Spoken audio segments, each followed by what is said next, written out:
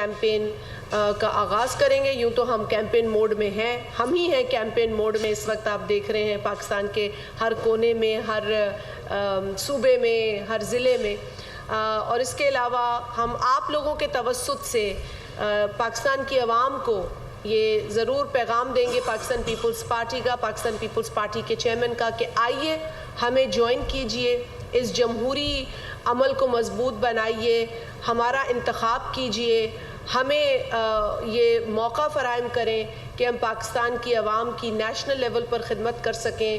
جو ترقی سندھ میں ہوئی ہے, جو منفرد کام سندھ میں ہوئے ہیں, اس کو پورے پاکستان میں پھیلانے کا وقت آ چکا ہے.